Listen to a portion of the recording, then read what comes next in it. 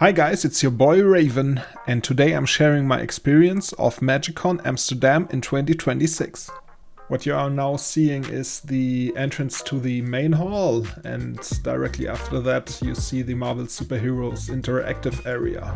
When you are done with the interaction, you get a pin, of course, Super Marvel Heroes themed. There is also a second interactive area, but I will show that to you later. I am very lucky to live near Cologne in the west of North Rhine-Westphalia, so the drive was about 3 hours from my home to the convention center, and the parking situation was very convenient. I booked in advance with my license plate and everything was fully automatic. The parking garage was about a 5-minute walk away, so that was very nice. Up next you see the Creator Central. Here some content creators made some events. Most of these events were first come first serve, so you must be lucky to get a place there. You also saw the meet and greet, but I will talk about that later. Now we are in front of the big MagicCon statue with some cosplayers posing in front of it. Speaking of cosplayers, I have not seen a lot of them. I have seen them occasionally, but nothing too crazy. Now we are going on one of the sides of the main hall. This is also where the restaurants and food stalls were located. Personally, I have not eaten at the MagicCon, but the food looked delicious. Now we are passing by the Ultimate Guard booth, but every bigger company who has a name in Magic was represented here at MagicCon. Right after that is your meet and greet, where you could meet your favorite content creator. Each of them had a specific schedule. You could look that up in your MagicCon app. They also had an arcade with some games and pinball you see right here. That was pretty cool. When you bought your ticket to MagicCon, you had several options to choose from. I had chosen the premium weekend, which was around 200 bucks. It also came with some swag, I will show you at the end of the video. Anyways, this is the Dragon Shield booth, so if you wanted to protect your cards, this was the right place. Up next we also had a fountain, which was kind of a relaxing area. And right next to it was the second interactive area where you could win a pin. All you had to do were some riddles, and if you all got them right, you got the pin. The riddles were themed around the different schools at the Strixhaven University. Anyways, next up is the Magic Marketplace, where you can buy everything what your heart desires. They had everything you could imagine from a MagicCon, like t-shirts, bags, dice, cards. You could sell your cards here. I have bought some displays that I will open at a later time on my YouTube channel. The first impression I got from MagicCon was that it was really crowded, as you can see. So I'm a very sensitive guy, so I had kind of a sensory overload. But now you will see the holy grail of magic collecting. Right there, the P9. You can see the Black Lotus right there. Kind of awesome to see them in person. Now, while you are getting some impressions of the marketplace, I will talk a little bit about my hotel I stayed in.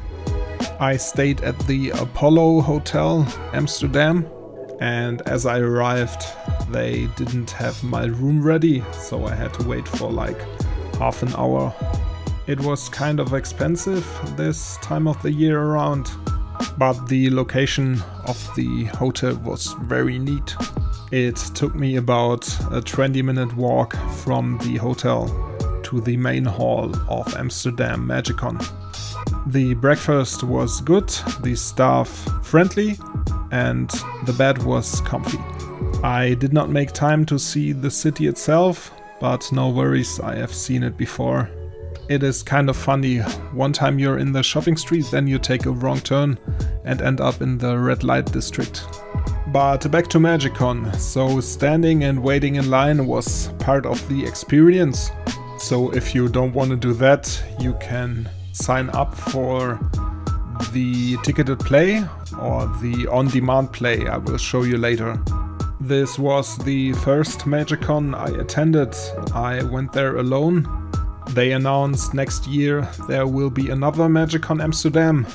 I don't know if I will be attending. I will decide that spontaneously. Now we made it all the way to the command zone.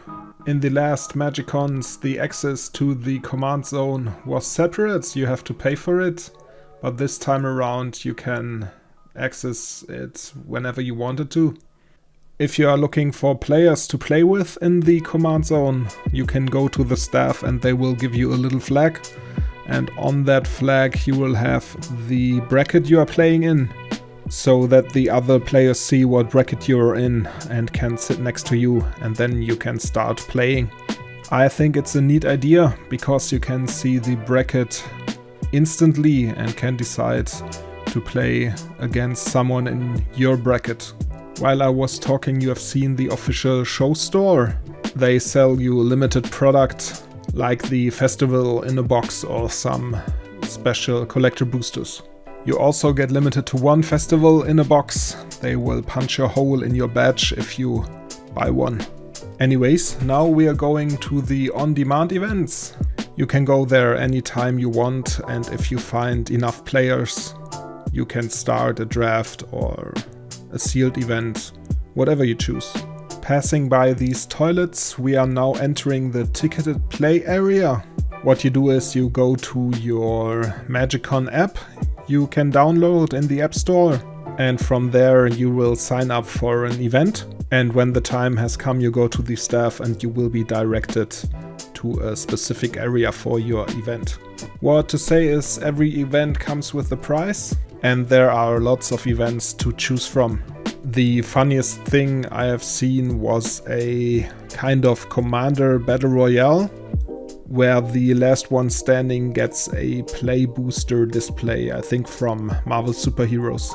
When you are attending one of these events, be it the on-demand or the ticketed play, you will get some prize ticks, and you can exchange the prize ticks at the prize wall, as usual at Magic events.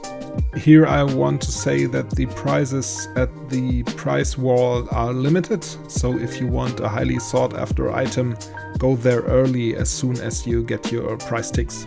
At the prize wall you can expect the usual from a Magic event. They are pretty similar.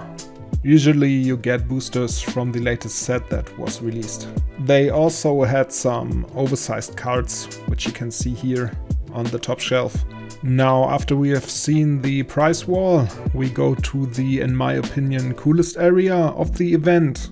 That would be the area with all the artists and the Pro Tour. I really have hoped they had a spectator area for the Pro Tour, but you will see for yourself in just a minute here. I arrived at the venue on Friday at around 10:30 AM. The hall was open for the public at around 10 AM. They had a special area to pick up your badge, and I waited around 30 minutes in line to get my badge. The whole badge pickup was situated elsewhere, but it was in the same building, so after you picked it up you could go to the main hall straight away. To pick up the badge you need the QR code from your ticket, and you also need your ID, so take that with you. Now we are making our round again around the command zone and see some food stalls right there in the front of us, and we are attending the last hall I want to show you. And as you will see in just a second, there are a lot of artists sharing their art with the crowd. There are long established artists as well as new ones and upcoming, but it's always cool to see some hand-drawn art. At least I would say so. When I was younger, I usually ridiculed, if that's the right word to say, the art of other people. But then I realized how much of these arts I'm actually consuming and have fun with. So I got fond of it when I grew older. And as you can see by all the people who are waiting in line, that there is a big demand for hand-drawn art and artists in a whole.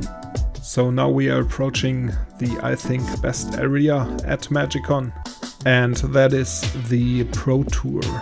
One thing I want to mention about this area that caught my attention is that it is very quiet.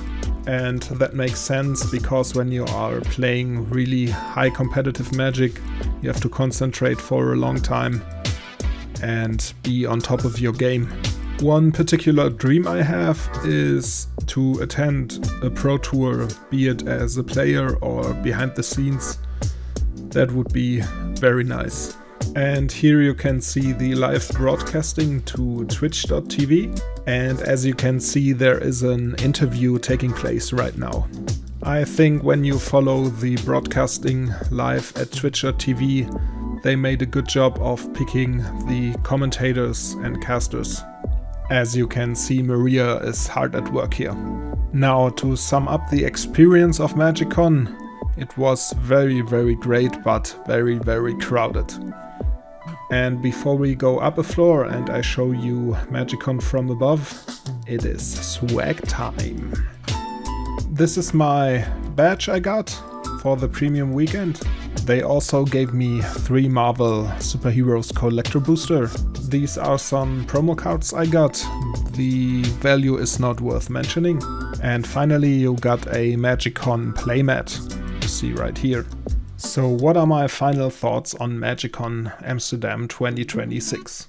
All in all, I think it was a fun experience and you can easily pass time with a lot of activities right on site. Would I do it again? Maybe. I really don't know yet. It depends on various factors. One thing is the time, the other thing is the price, and one thing is if some of my friends wanted to attend too. But let me know what you think of MagicCon 2026. If you attended, how did you like it? What was your favorite activity? Let me know in the comments below. If you liked the video, give it a thumbs up and maybe consider subscribing. Would mean a lot to me. I am happy for every single one of you finding your way to my channel. And that would be all. Thanks a lot for watching and see you in the future. Bye bye.